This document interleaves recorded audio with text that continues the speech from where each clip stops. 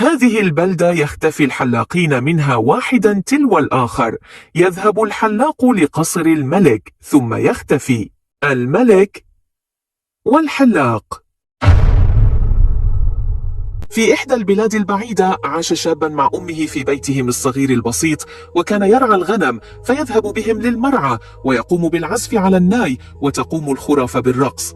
كان كل من سمع عزف الشاب الصغير يقوم بالرقص. وكان يحكم هذه البلاد ملكا ظالما، وكان يرسل جنوده للبحث في القرية عن حلاق يقوم بالحلاقة للملك. يذهب الجنود لإحضار الحلاق ثم يختفي في قصر الملك. وفي إحدى الأيام أمر الملك جنوده بإحضار حلاقا جديدا فورا للقصر. ذهب الجنود في البحث وقاموا بأخذ هذا الشاب الصغير ليذهب لقصر الملك. خافت أمه، ولكن لا يوجد شيء تستطيع فعله سوى إعطاؤه 3 قطع من الخبز. أخذهم الشاب وذهب مع الجنود لقصر الملك. وعندما دخل الشاب على الملك كان خائفا، فقال له الملك: لا تخف، فقط ستقوم بالحلاقة لي. ونزل الملك من على كرسي العرش وجلس على كرسي الحلاقة وخلع عمامته. وكانت المفاجأة: الملك له قرنا كبيرا في رأسه مختفي تحت العمامة.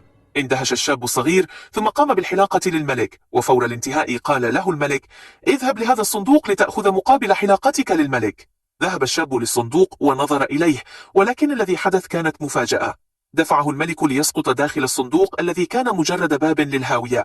حفرة كبيرة آخرها نهر. سقط الشاب في النهر ثم استفاق على شاطئ النهر ليجد نفسه وسط كثير من الجماجم والعظام البشرية للأشخاص التي قضى عليها الملك، حتى يدفن سر قرن الملك معهم ولا يعرفه أحد قط. وفجأة يتحرك شيئا ضخما تحت الأنقاض، فيخاف الشاب مما يحدث. وفجأة يظهر ثعبانا ضخما أمامه يريد أن يلتهمه، فيتذكر الشاب الناي الذي يملكه فيخرجه من الحقيبة ويبدأ في العزف. فيسمع الثعبان ويبدأ في الرقص. وبعد أن ينتهي الشاب من العزف يقوم بإعطاء الثعبان قطعة خبز من الحقيبة فيلتهمها الثعبان. ولحسن الحظ يهدأ الثعبان ويطلب منه الشاب أن يخرجه خارج هذه الحفرة، فيوافق الثعبان ويقف الشاب فوق رأسه، ثم يصعد الثعبان به للأعلى حتى يصل لمخرج الحفرة ويخرج الشاب الصغير. يمشي في الغابة حتى يحل الظلام، وفجأة يظهر حيوان ضخم يبدو عليه كأنه ذئبا ضخما. يطار الشاب ليحاول أن يلتهمه. يصعد على الشجرة محاولا الهرب ويقوم بالعزف للذئب حتى يبدأ الذئب بالرقص فرحا. ثم ينتهي الشاب ويعطي الذئب قطعة من الخبز فيأكلها الذئب ويشبع، ويحمل الشاب الصغير على ظهره ليخرجه من الغابة. ويصل الشاب خارج الغابة أمام أحد البيوت، ولكن لسوء حظه كان هذا البيت ملكا لساحرة شريرة تراه أمام المنزل، فتسارع وتلبس معطف مسحور يحولها إلى شخصية لطيفة. وعندما دق الباب تفتح له الباب وتطلب منه الدخول فورا لضيافته.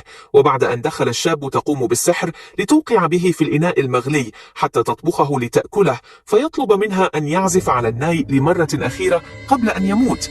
وتوافق الساحرة على أن تعطيه الناي للعزف، ويقوم الشاب بالعزف، وتقوم الساحرة بالرقص هي وكل البيت المسحور. فيحاول الخروج هربا من المنزل، ولكن تلحق به الساحرة، فيقرر الشاب إعطائها قطعة الخبز الأخيرة لتأكلها ثم تشبع.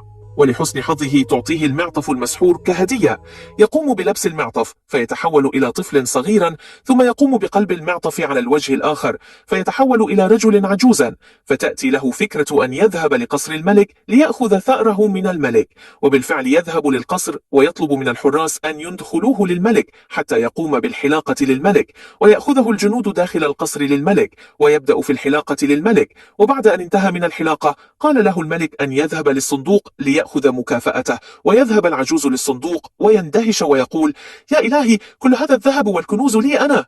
يندهش الملك مما قاله العجوز ويذهب مسرعا لينظر داخل الصندوق، فيدفعه العجوز داخل الحفرة ويسقط الملك، ولكنه يتمسك بلحية العجوز. فيقوم العجوز بخلع المعطف سريعا فيتحول إلى شاب وتختفي لحيته، ويسقط الملك في هاوية الحفرة ليلقى جزاؤه. يدخل الحراس عندما سمعوا صوت صراخ الملك ليبحثوا عنه ولم يجدوا أحدا بالغرفة.